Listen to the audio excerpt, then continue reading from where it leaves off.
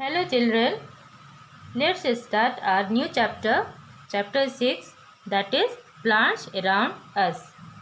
The main objectives of this chapter are types of fruits and their functions, parts of plants and their uses, functions of leaf, that is photosynthesis and transpiration, and products obtained from plants.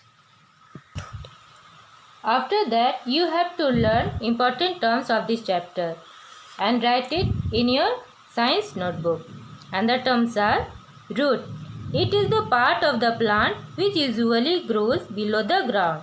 Shoot. It is the part of the plant which usually grows above the ground. Trunk. Hard, strong and woody stem is called trunk. Lamina. The flat and broad surface of a leaf is called lamina. And transpiration. It is the process of releasing extra water from the leaves in the form of water vapor. Let's start with types of roots and their functions. First of all, we should know different parts of the plant, which you must have studied in your previous classes. Now, see this plant and name the parts of the plant. So, as you can see, what are the parts of the plant? Roots, stem, leaves, flowers and fruits. Let's continue the chapter. Now here, okay?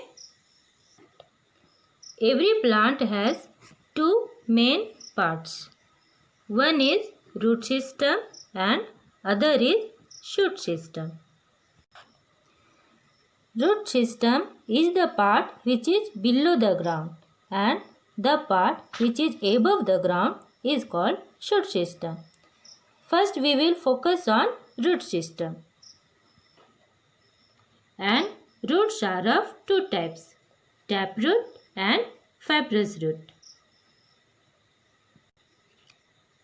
Let's know about taproot. This part is called shoot system and this part is called root system. Now, the type of root is, first one is taproot.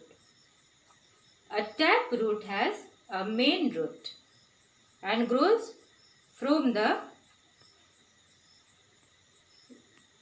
end of the stem. Can you see that?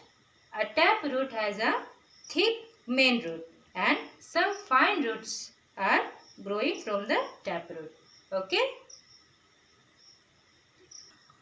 The examples of taproot are carrot, radish, turnip, etc. Another type is fibrous roots. Fibrous roots have no main or thick root like a taproot. It has many thin roots growing from the stem. As you can see here, examples are roots of grasses,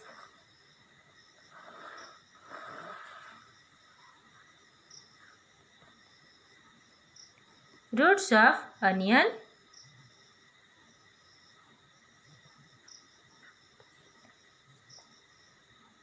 roots of garlic, etc. Now we have to know the functions of the roots. Roots hold the plant firmly in the soil and it helps to absorb the water, and this water and mineral is carried upward in the plants. And roots also store some extra food also. That means we eat roots. For example, carrot, radish, turnip, etc. Now we will focus on the shoot system. Okay. Shoot system is that part of the plant which I have told you before, which is above the ground. Which is above the ground.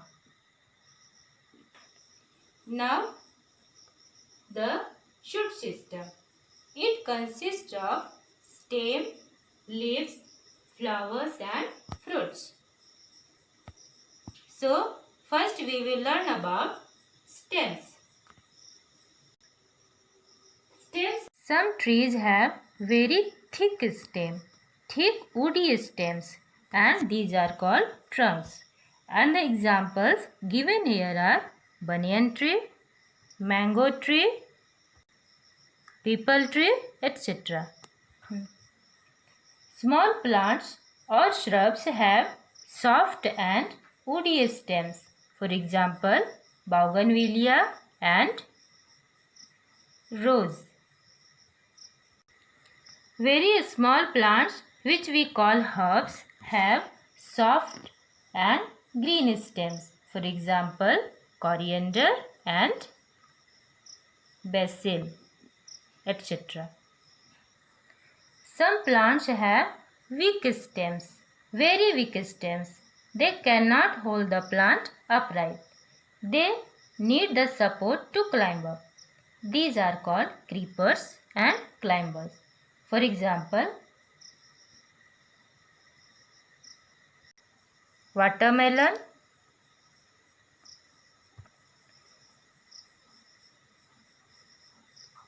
pumpkin and money plant, etc.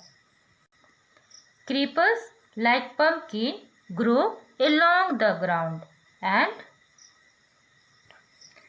climbers like money plant need support to other plants or walls or sticks to stand straight. Now, functions of the stem.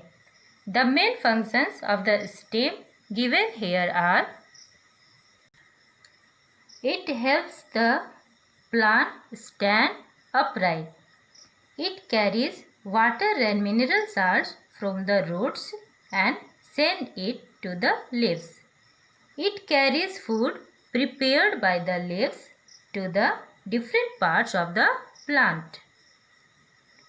The stem of some plants like sugarcane, onions,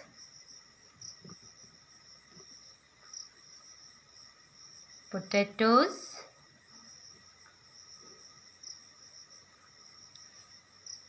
ginger, etc. store food in them, and we eat the stems of these plants.